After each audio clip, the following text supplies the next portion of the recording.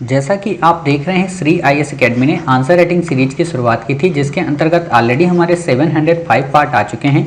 ये हमारा पार्ट 706 है। देखेंगे कि जो ये प्रश्न आपने भेजा है इसे आपने किस तरीके से लिखा और इसमें किन किन बिंदुओं को ऐड करने की आवश्यकता है। आपका प्रश्न है कि भारत में स्वतंत्र और निष्पक्ष चुनाव सुनिश्चित करने के क्रम में आचार संहिता एक उल्लेखनीय कदम रहा है। हालांकि वर्तमान डिजिटल युग में कई चुनौतियों का सामना करना पड़ रहा है। टिप्पणी कीजिए। आपने लिखा, आचार संहिता भारत के चुनाव आयोग द्वारा जारी किया जाने वाला एक दस्तावेज है जो राजनीतिक दलों और उनके उम्मीदवारों को चुनाव लड़ने हेतु न्यूनतम मानकों के बारे में बताता है।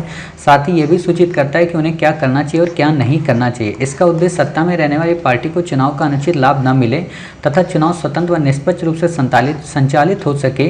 यह राजनीतिक दलों, उम्मीदवारों आदि में जाति, धर्म, क्षेत्र से संबंधित मुद्दे न उठे, इसका ध्यान रखती है। आदर्श आचार संहिता उल्लंघन की कार्रवाई, प्रथम बार चेतावनी, ये आपको नहीं बताना है। ठीक है, ये आपको यहाँ पे डिटेल से नहीं बताना है। ये लाइन आप यहाँ से हटाइए। चुनाव आयोग के सामने आचार संहिता को लेकर अनेक चुनौतियाँ, धन बाहुबल, आचार संहिता का कड़ाई से लागू न हो पाना, भ्रष्टाचार।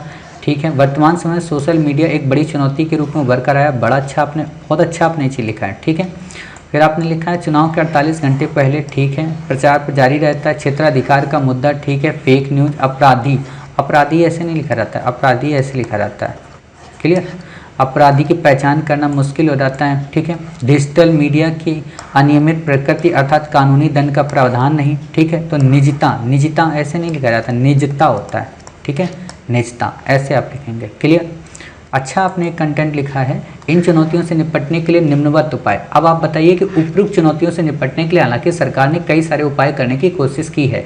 साइबर सुरक्षा और लोगों में इसको लेकर जानकारी देना, सोशल मीडिया, सूचना प्रौद्योगिकी, नए कानूनों की आवश्यकता, ये सुझाव में बताइए। नए कानूनों के प्रावधान की बात की जा रही है, निजता के अधिकार को नकारा जा रहा, अफवाहों को रोकने के लिए, ये क्या लिखा है आपने, अफवाहों को रोकने के लिए आईपी एड्रेस। अच्छा, आईपी ऐसे लिखा करो, जब भी ऐसी बात आए तो ऐसे लिखा जाता है, और एड्रेस ऐसे नहीं लिखा जाता है, एड्रेस में ए फॉर एडी आती है। ठीक है, अपराधिकों, अपराधी ऐसे नहीं लिखा जा सकता। ठीक है, ये लाइन आपको लिखने की ज़रूरत यहाँ पे नहीं है। क्लियर, तो आप इस लाइन को ना लिखें और फिर आप बताएं कि उपयुक्त, अगर फिर यहाँ पे सुझाव बताएं 2-3, और फिर आप बताएं कि उपयुक्त सुझावों को अगर हम अपना लेंगे तो इससे न केवल हमारी जो लोकतांत्रिक व्यवस्था है वो निष्पक्ष हो सकेगी, साथ ही भविष्य में हम डिजिटल तकनीकी के माध्यम से भी अपने चुनावों को संपादित करने में सहज भाव महसूस कर पाएंगे। ठीक है, ऐसे भविष्यगामी आप निष्कर्ष दे दीजिए।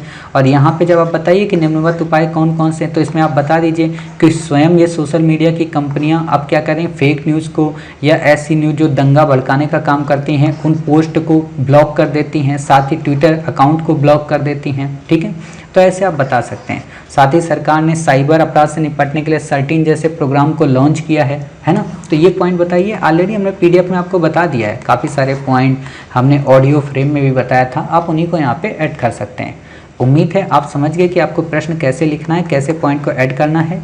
मिलते हैं आप ही के द्वारा भेजे गए नेक्स्ट नए आंसर के साथ। तब तक अपना ख्याल रखिए और स्वस्थ रहिए।